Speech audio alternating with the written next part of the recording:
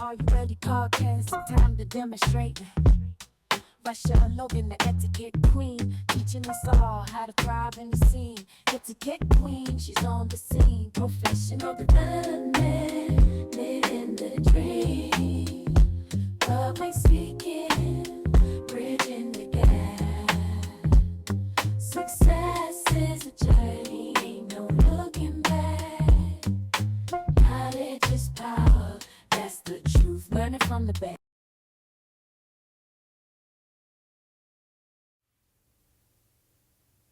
This is Lady Rachelle of the Are You Ready show. Welcome back. On today's show, we will be discussing a very important topic that I'm sure a lot of you are familiar with: workforce personalities. We will discuss etiquette in the workplace.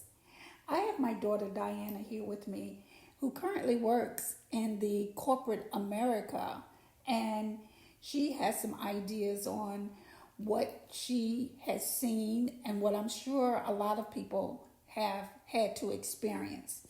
By me being in the military, I did not have to deal with a lot of personalities because we had very strict rules on behavior in the workplace. Nowadays, things are different, I must say, and me being a boomer and my daughter being a millennial, we have some different opinions on how to deal with rude behavior and people that just don't get along with anybody. So, Diana, welcome. Thanks for having me. No problem. Now, I worked in the government and the military for almost 30 years. And I worked only with military. I've never worked outside of what we call the gate. And how we dealt with rudeness, personalities, we had very specific rules on how we deal with people. And they were not allowed to do things, they were not allowed to say things without facing consequences. We have a UCMJ that pretty much handles any type of bad behavior, and they were enforced. So we pretty much knew better. With today's society and what I'm seeing online and on television with employee employer relationships is really troubling to me. I've seen workers fighting, I've seen customers being put in the middle of employer and employee situations depending on where you're working. And I think that there needs to be basic etiquette in the workplace. And I don't know how people are really enjoying being at work or being productive, because really it's so many issues going on right now that I don't know when any work is getting done. Now, as my daughter will point out, I've never worked in corporate America. So I have her here to speak to me on a millennial side, or someone who she's worked both with the military and she's worked with private companies. So, Diana, first just give me an idea of what your position is on working with different personalities in the workplace. Well, first and foremost, it's important to understand that the workplace is nothing but the real world with people with suits on. It's not different than the real world, right? So people are going to come with their full personalities, whether that's good or bad, whether it's productive or not. People are going to bring their full selves to work, and we have to learn how to navigate that and still figure out how to work together to produce what you need to for your job. Now, as far as personalities go, you have rude behavior. You have mean people that just don't get along with anybody, which causes a hostile working environment. Now, us baby boomers, there are a lot of us still in the workforce today. We came up with the do as you are told, get your work done, and go home. Now you have all types of amenities for the younger generation that the boomers pretty much think is a little over the top sometimes. You have game rooms. You can sit on bean bags at work that I've seen in a lot of these major companies. We as baby boomers know we have a job to do. We don't need any recreational time. We don't need, well, this is the way it was when I was coming up. But I think some of the boomers are looking at it as if come to work, do your job, and go home. Now, what is the thought of a millennial on that? It is the same thing. However, we feel that we are better productive when the environment is also productive to us. Sitting in a blank room with no windows for 8 hours a day is going to get old after a while, especially considering we have many job opportunities that afford you to be remote or even hybrid or be able to work outside of your office. So adding all of these amenities at the workplace definitely does help. It's also important to improve your mental health that way and keep that strong, right? Because obviously we're dealing with life matters in addition to working, so you have to make sure that your mental state is good, or else you're not going to be productive anyway. And it also keeps you better controlled when dealing with the stresses of work if you have a good mental state. So I do encourage that, people utilize those amenities if their office provides it. Okay, let's say, a lot of government facilities, they do not have game rooms and plush little areas where you can go take a mental hour or get a massage or things like that. So I never had amenities, I can say, especially because I was in the military and then I worked for the military. We did not have break rooms that had, soft music playing and beanbag chairs and a masseuse on hand that you could just go down the hall. We didn't have that, and yet we were productive.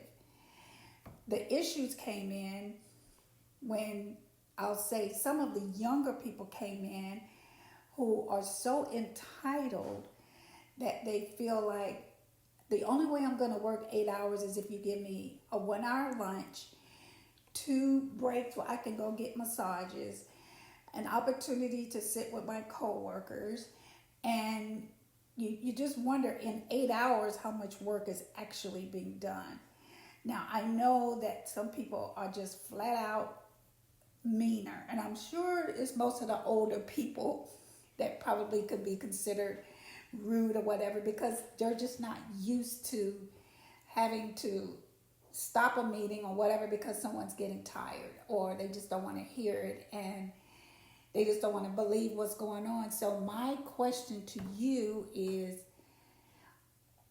as boomers, and a lot of us are now supervisors and managers of these younger people, what advice would you tell an older manager how to deal with the younger millennials and Gen Zs that are coming into the workforce? It's a shift in focus. Considering that I am also a manager, I'm a young manager, a millennial manager, it's a lot of times you have to actually get to know your employees on a more personal level, not too personal, but it's important to know how they best learn and how they best work. And it most likely will be different amongst multiple employees. So you can no longer assume that everyone is just going to be able to produce to their highest ability just by coming in, doing their 8 hours, with no breaks and nothing else after that. That could have been assumed years ago, but now it's a different climate. So you have to put a lot of focus on getting to know your employees and then being able to strategize how can I utilize how they learn and how they are best productive as a strategy for the whole team. Because everyone was hired for a reason and they all have their strengths, but you have to learn how to encourage them and motivate them to carry out those strengths, which could happen in different ways. Okay, what I'm seeing and hearing is that the older boomers, I'll say, are too uptight. They want you to come in all dressed professionally every day.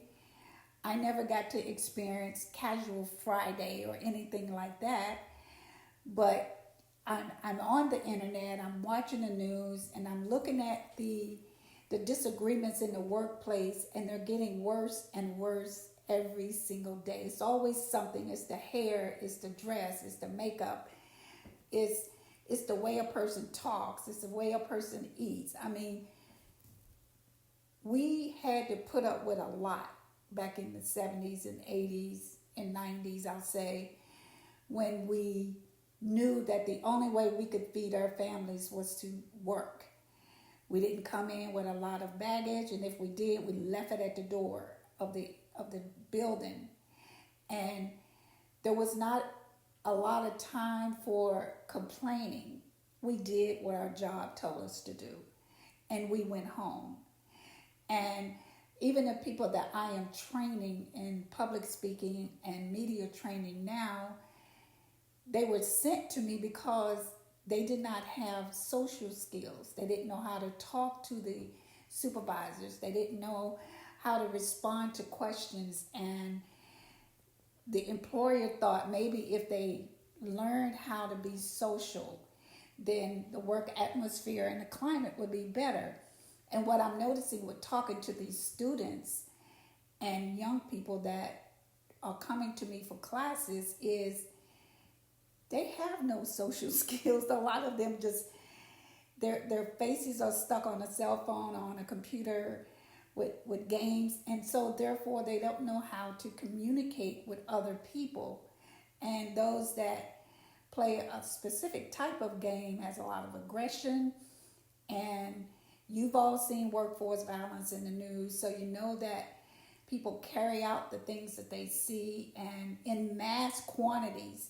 So I'm trying to figure out how we can coexist with my group versus Diana's group. How can we coexist and try to get along with one another just because you want, at the end of the day, is to be productive at work. We got to figure out how to coexist. We have to figure out how to be professional at work. Rude behavior and insubordination are really, really big in the workforce now. And I'm seeing that a lot of older people, and I say older meaning us boomers, don't even know how to deal with the attitudes and the rudeness. Because the first thing that's going to happen is they're going to get me for discrimination. They're going to get me for harassment in the workplace. And what needs to happen is that there needs to be a common ground, and I know that there needs to be ground rules that are very clear up front. If you do this, this is the consequence. If you say these things to another person, this is the consequence. I don't think that people understand that they were hired to do a job. It's not always going to be to your liking. It's not always going to be what you think should be. My idea of coexisting is learn the mission and the vision of the company, find out who your coworkers are, and stick to your responsibilities instead of gossiping at work all the time and always starting something. There's a time and a place for that. I've gotten calls and I've got articles in Southern Living magazine on workforce behavior, and it's all the same and it's getting worse. So Diana, when you are in a civilian business, what are some of the first things as a new employee should you do? One of the first things that you will have to do is complete the trainings for the company. This is more than likely going to be for larger to medium-sized companies. They're already going to have employee trainings that you'll have to read and complete and acknowledge and sign. One of those would be the employee handbook, which includes the code of conduct. And in the code of conduct would outline what acceptable behaviors are for the workplace, and especially non-acceptable. That is where you will find harassment. That is where you will find, vulgar language, vulgar behavior, and things that you cannot do at that particular workplace. It's crucial to know so that you can easily point out when someone else is offending you and breaking a rule, at which you then have the opportunity to reach out to your HR department of some sort and, tell them this is what is happening to you, and they should have proper processes in place to protect you from that and to alleviate the problems in the workplace, whether that means they can remove that person or they will give them some sort of warning, citation, something like that, so that that behavior will no longer continue. Very good advice. And for those that are just starting to work, I would definitely listen to this show again when it is posted on my YouTube channel, Rachelle Logan. And therefore, you can write down some of these ideas. But it's important to understand that every single corporate job has rules. They have rules and guidance that you must follow. At this time, it's time for a break. This is Lady Rachelle of the Are You Ready Show. Tune in each week to the Are You Ready Show on WDRBmedia.com. We will be right back. Welcome back to the Are You Ready Show. This is your host, Lady Rachelle, here with Diana, and we are discussing etiquette in the workplace, workforce personalities, whether good or bad. Okay, so we've been talking about people that come to work and just make it hard for others to have a good day. What we want to do now is give you some tips on how you can deal with that type of personality so that it won't affect your day, or what you can do if you are the recipient of that bad behavior. And the first thing I want to say, and Diana will both be giving you some tips here, is seek advice from another colleague on how they deal with it, because sometimes it's not just you. Sometimes that person, that manager or supervisor just doesn't like anybody. And no matter what you say, no matter what you do, they have a problem with it.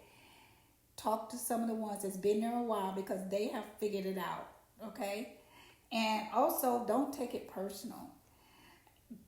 Some people are just like that, and they're the ones that need counseling. However, they'll never admit it, but just don't take it personal, because sometimes things are said, even when I'm in the military, that the next day they're acting as if nothing ever happened. So you don't know what that person is going through. Yeah, I would like to quote one of my first managers that I had when I entered the government. He told me to never get too high or never get too low. Basically, just intake everything that happens and try to locate what the true source of it is and how it affects you. If they're not talking to you about business, then it really doesn't matter, right? So don't take anything personally. Just keep an even keel attitude with everything that comes at you. And the way you can do that, because of all these amenities in a lot of these places now, is take advantage of them. Go for a walk, find a beautiful colored beanbag and have a sit and get you a book or listen to some music. Get your phone, play some games or something, whatever calms you down, because you know that you have to go back into that situation. But now they have rooms where you can go and meditate. They have masseuse at the workplace now, where you can go get you a 5-minute neck or back massage and stuff. But you can find motivation in other places to get you through the day. And it's important that you don't let things eat you up inside to a point where It affects your health. it affects your health, right? Or it causes you to treat others in a negative way, and they don't have anything to do with what you're going through. So be aware that misery loves company. So if somebody is miserable, they always want to bring you into their misery. Don't allow that to happen. You put a block up, and if it means you're not even talking to people at work, so be it. Use your own time to be okay, because mental health is very important. And if you allow someone to just really that's bothering you that badly, it may be time for you to change jobs too. If it's that bad, please don't sit in a situation whereas you get to a point where you're having a nervous breakdown or your blood pressure is up or something like that. Don't give a corporation or job or manager the opportunity to drive you to needing medication just to come to work or something. And please don't turn to drugs and alcohol, because that's not going to help either. So think about where you are in your life and what you really need in order to provide for your family. If it's not this job, then seriously, while you're there, start looking for another one. Yeah, and it's also important to know that you're not going to be able to change those people. No, you're not. No matter how much you wish they would just be a nicer person to you, they would stop being racist to you, they would stop doing all this, right? More than likely, you're not going to be able to change them. They're making the decision to be that way every single day. So the only thing that can change is you and how you accept it, how you not let it affect you.